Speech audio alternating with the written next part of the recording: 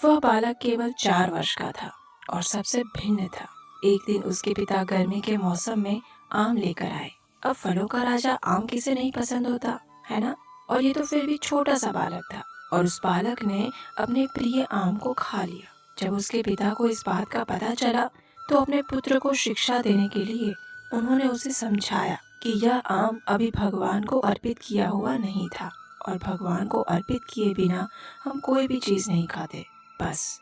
और उसी दिन इस बालक ने एक भीष्म प्रतिज्ञा ली। स्वयं को भगवान का अपराधी मानते हुए इस केवल 4 वर्ष के बालक ने आजीवन आम न खाने का निर्णय लिया। और क्या आप जानते हैं, ये वही बालक है जिन्होंने कुछ ही वर्षों पश्चात पतन उन्मुख गौड़ीय वैष्णव सिद्धांत की पुनः स्थापना की और कृष्ण भक्ति की लहरों से जन जन को आप्लावित कर दिया। जी हाँ, हम बात कर रहे हैं महान वैष्णव आचार्य श्रील भक्ति सिद्धांत सरस्वती ठाकुर महाराज की। उनके जीवन के कुछ अंशों की यात्रा शुरू करने से पहले आप नीचे दिए गए सब्सक्राइब बटन द्वारा हमारे चैनल को सब्सक्राइब कीजिए और इस वीडियो को लाइक कीजिए ताकि इन महान वैष्णव आचार्य का यह प्रेरणादायी जीवन चरित्र अधिक से अधिक लोगों तक पहुंच सके। 6 फरवरी 1874 के दिन जगन्नाथपुरी में वहां के डेप्यूटी मजिस्ट्रेट और स्वयं श्री चैतन्य महाप्रभु की गुरु परंपरा में आने वाले एक महान वैष्णव आचार्य श्रील भक्ति विनोद ठाकुर तथा उनकी पत्नी भगवती देवी के घर में एक अत्यंत तेजस्वी बालक का जन्म हुआ, जिसका नाम बिमला प्रसाद रखा गया। जब यह बालक केवल 6 मास का था, उस समय रथ यात्रा के दौरान जगन्नाथ जी के रथ को श्रील भक्ति विनोद ठाकुर के घर के पास रोका गया और सबके आश्चर्य के बीच जगन्नाथ जी का रथ 3 दिन तक वहां से हिला नहीं। अंत में जब भगवती देवी नन्हे से बिमला प्रसाद को लेकर भगवान जगन्नाथ जी के समक्ष आए तो बालक ने 2 हाथ उठाकर जगन्नाथ जी के चरण स्पर्श किए और उसी क्षण जगन्नाथ जी के गले का एक हार गिरकर इस बालक के ऊपर आशीर्वाद के रूप में गिरा और उसके बाद ही जगन्नाथ जी का रथ आगे बढ़ पाया। श्रील भक्ति विनोद ठाकुर ने भगवान से विशेष प्रार्थना की थी कि उन्हें एक ऐसा पुत्र प्राप्त हो जो कि श्री चैतन्य महाप्रभु के मिशन को आगे बढ़ा सके और उन्हीं की प्रार्थना के परिणाम स्वरूप उन्हें यह पुत्र प्राप्त हुआ था।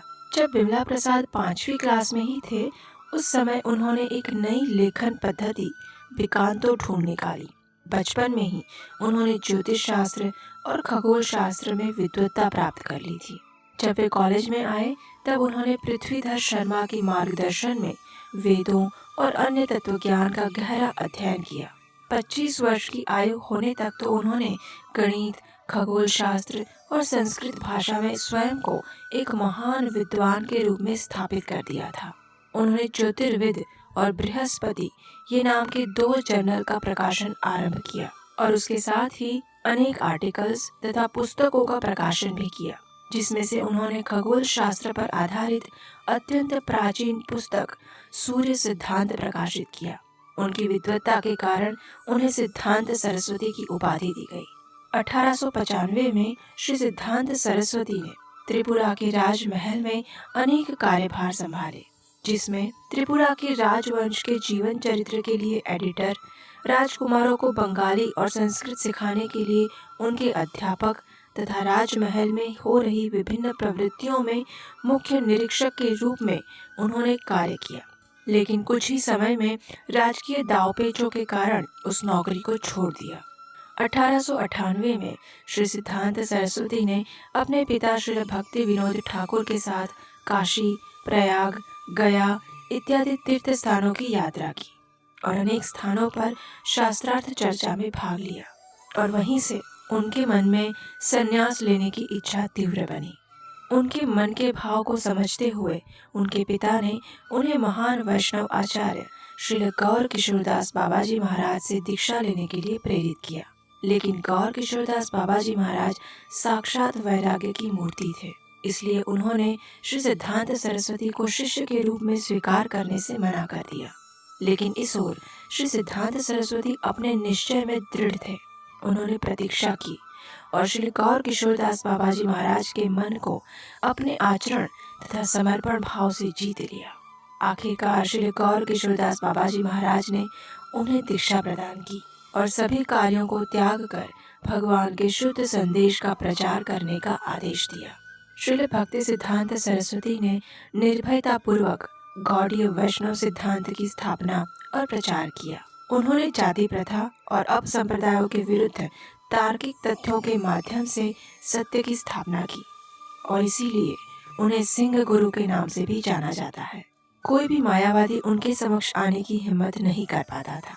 एक बार वृंदावन के मधुसूदन दास गोस्वामी और गोपी वल्लभपुर के विश्वम्भरानंद गोस्वामी द्वारा श्रील भक्ति सिद्धांत सरस्वती को एक शास्त्रार्थ के लिए मिदनापुर में आमंत्रित किया गया। वहां भारत के विभिन्न भागों में से अनेक पंडित त्रिदिवसीय चर्चा के लिए एकत्रित हुए थे। चर्चा के प्रारंभ में कुछ स्मार्त ब्राह्मणों ने यह स्थापित करने का प्रयास किया कि शूद्र परिवार में जन्म लेने वाला कोई भी व्यक्ति, भले ही वह प्रमाणित आध्यात्मिक गुरु से दीक्षित क्यों न हो, लेकिन फिर भी वह कभी शुद्ध नहीं बन सकता और भगवान की विग्रह सेवा तथा शिष्य बनाने के ब्राह्मण के कार्य नहीं कर सकता। उपस्थित अनेक ब्राह्मणों द्वारा इस प्रकार चर्चा करने के बाद अंत में श्रील भक्ति सिद्धांत सरस्वती उठे और उन्होंने अपना वक्तव्य प्रारंभ किया। प्रारंभ में उन्होंने शास्त्रों के माध्यम से ब्राह्मणों के सर्वोच्च स्थान की प्रशंसा की, लेकिन बाद में उन्होंने वैदिक श्लोकों द्वारा वास्तविक ब्राह्मण कौन है उसकी व्याख्या की और उसके साथ ही इस तथ्य को स्थापित किया कि कोई भी व्यक्ति, भले ही उसका जन्म शूद्र परिवार में हुआ हो, लेकिन यदि उसके अंदर ब्राह्मण के गुण हैं तो उसे ब्राह्मण ही मानना चाहिए। और इससे विपरीत यदि कोई व्यक्ति ब्राह्मण कुल में जन्मा है लेकिन उसके गुण और आचरण शूद्र के हैं तो वह वास्तविक ब्राह्मण नहीं है। चर्चा के अंत में उनकी विद्वत्ता की आयोजकों द्वारा प्रशंसा की गई और यह वैष्णव सिद्धांत का प्रथम विजय दिवस था। अनेक धन लोलुप तथा कथित गोस्वामी लोगों द्वारा विरोध करने के बावजूद भी उन्होंने श्रीधाम मायापुर में योगपीठ स्थान पर भगवान श्री चैतन्य महाप्रभु के प्राकट्य स्थान को ढूंढ निकाला और वहां एक सुंदर गौड़ीय मठ मंदिर की स्थापना की। एक बार किसी ने उन्हें पूछा कि आप प्रतिदिन नदिया प्रकाश नाम के इस दैनिक आध्यात्मिक अखबार का प्रकाशन क्यों करवाते हैं, तो उन्होंने उत्तर देते हुए कहा, यदि एक सामान्य शहर में भी प्रतिदिन 5 अखबार प्रकाशित हो रहे हैं तो हम पूर्ण पुरुषोत्तम भगवान श्री कृष्ण, जिनकी गुण रूप और लीलाएं अनंत है, उनके गुणगान में प्रति सेकंड एक नया अखबार प्रकाशित क्यों नहीं कर सकते। वे इन पुस्तकों को बृहद मृदंगा कहते थे क्योंकि उनका मानना था कि कीर्तन में बजने वाले मृदंग की आवाज कुछ किलोमीटर तक जा सकती है, लेकिन इन पुस्तकों द्वारा निकलने वाला दिव्य संदेश अनेक वर्षों तक अनेक मील दूर जा सकता है। और इसी कारणवश उन्होंने मद्रास, कलकत्ता और कृष्णनगर में 3 छापखाने लगवाए थे जो कि प्रतिदिन आध्यात्मिक अखबार, पुस्तकें, जर्नल, सामयिक इत्यादि का प्रकाशन करते रहते थे। उन्होंने अपने पिता श्री भक्ति विनोद ठाकुर द्वारा लिखी गई पुस्तकों के उपरांत श्रीमद् भागवतम, चैतन्य चरितामृत, भगवत गीता इत्यादि ग्रंथों का भी प्रकाशन किया था। 1914 में गदाधर पंडित के तिरुभाव के दिन श्रील भक्ति सिद्धांत सरस्वती के पिता श्रील भक्ति विनोद ठाकुर ने अपना शरीर त्याग दिया, लेकिन जाने से पहले उन्होंने श्रील भक्ति सिद्धांत सरस्वती को विश्व के हर कोने में भगवान श्री चैतन्य महाप्रभु और 6 गोस्वामी की शिक्षाओं का प्रचार करने का आदेश दिया। कुछ वर्षों पश्चात श्रील भक्ति सिद्धांत सरस्वती की माता भगवती देवी भी जब मृत्युशैया पर थी, तब उन्होंने भी श्रील भक्ति सिद्धांत सरस्वती के हाथ पकड़कर उनसे प्रार्थना करते हुए अपनी आखिरी इच्छा प्रकट की और वह इच्छा थी श्री चैतन्य महाप्रभु के संदेश का प्रचार। माता पिता के चले जाने के बाद श्रील भक्ति सिद्धांत सरस्वती ठाकुर के आध्यात्मिक गुरु श्रील गौर किशोरदास बाबाजी महाराज ने भी इस भौतिक संसार का त्याग कर दिया। अपने माता पिता और गुरु के आदेश को अपने सिर पर धारण करते हुए श्रील भक्ति सिद्धांत सरस्वती ठाकुर ने दुगनी गति से और अधिक उत्साह से प्रचार कार्य प्रारंभ किया। कृष्ण भावनामृत के प्रचार को बढ़ाने के लिए उन्होंने अनेक टेक्नोलॉजी का प्रयोग किया और रचनात्मक रूप से श्री कृष्ण तथा श्री चैतन्य महाप्रभु की लीलाओं तथा संदेश का विविध साधनों और प्रदर्शनों के माध्यम से प्रचार किया। प्रचार के लिए इन क्रांतिकारी और रचनात्मक माध्यमों का उपयोग करने की प्रेरणा उन्होंने रस आचार्य श्री रूप गोस्वामी द्वारा स्थापित किए गए युक्त वैराग्य के सिद्धांत से प्राप्त की थी। एक निर्भय प्रचारक होने के साथ साथ वे अनेक दिव्य गुणों से भी सुसज्जित थे। उन्होंने भारत भर में 64 गौड़ीय मठ मंदिरों की स्थापना की तथा 25 अत्यंत बुद्धिमान और शिक्षित युवाओं को संन्यास की दीक्षा प्रदान की। इसके उपरांत उन्होंने लंदन, बर्मा, इंग्लैंड एवं जर्मनी में गौड़ीय केंद्रों का प्रारंभ किया तथा अपने शिष्यों को विदेश में कृष्ण भावनामृत का प्रचार करने के लिए भेजा। आप में से शायद कुछ लोगों को नहीं पता होगा कि श्रील भक्ति सिद्धांत सरस्वती ठाकुर ही इस्कॉन के संस्थापक आचार्य श्री AC भक्तिवेदांत स्वामी श्रील प्रभुपाद के भी आध्यात्मिक गुरु थे। उनकी ही कृपा से श्रील प्रभुपाद ने संपूर्ण विश्व में कृष्ण भावनामृत आंदोलन का प्रचार किया और इस्कॉन की स्थापना की।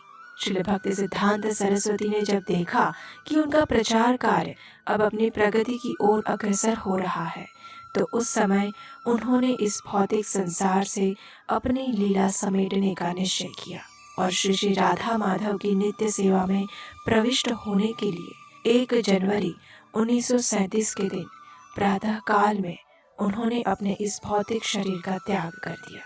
गोलोक वृंदावन में भगवान श्री कृष्ण और राधा रानी की नित्य लीला में श्रील भक्ति सिद्धांत सरस्वती नयन मंजरी के रूप में अपनी सेवा करते हैं। ऐसे महान आचार्य के तिरुभाव दिवस पर आज चलिए हम उनके चरण कमलों में प्रार्थना करते हैं कि वे हमें आशीर्वाद प्रदान करें कि श्री चैतन्य महाप्रभु के संदेश का प्रचार करने में हम अपना यथाशक्ति योगदान दे सके तथा श्री राधा माधव के चरणों में हमारा अनुराग उत्पन्न हो। हरे कृष्ण।